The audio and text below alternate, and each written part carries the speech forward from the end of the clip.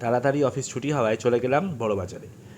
বড়বাজারে যাব তার কিছু কারণ আছে, কারণ আমাদের সামনে 27 তারিখ মন্দিরে পুজো আছে, সেই পুজো উপলক্ষে কিছু ফুল কিনতে গেছিলাম।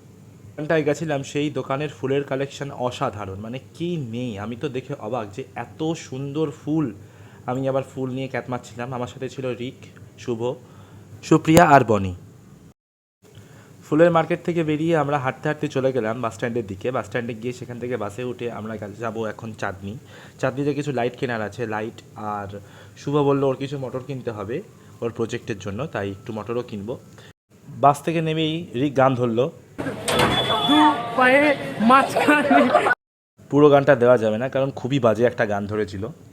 মার্কেটে গিয়ে দেখি অসম্ভব চারিদিকে ঝকঝক করছে লাইট, কোনটা ছেড়ে কোনটা নেবো বুঝে উঠতে পারছিলাম না। তারপরে একটা কাকা এখানে চাবি বানাচ্ছিল, খুব ভালো লাগলো দেখে যে কত নিখুঁত তার কাজ, যে একটা চাবি থেকে আর একটা চাবি সে বানিয়ে তুলছে।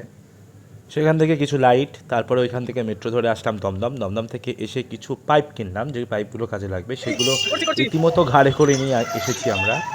এর মধ্যে আমরা শুনে নেবো আমাদের রিকের একটু বক্তব্য। এখন আমরা বালছিতে পেয়েছিলাম, ছেড়ে হয়ে গেছি, আমার হাতে বাল ওদের কাঁধে বাল। তো এরকম সারাদিন বাল ছেঁড়াছেড়ি করে আমরা বাড়ির দিকে রওনা দিলাম। আমাদের হাতে এত জিনিস থেকে কোনো সেগো অটোওয়ালা আমাদেরকে অটোতে তোলেনি, তাই অগত্যা হাঁটতে হাঁটতেই বাড়ির দিকে আসলাম।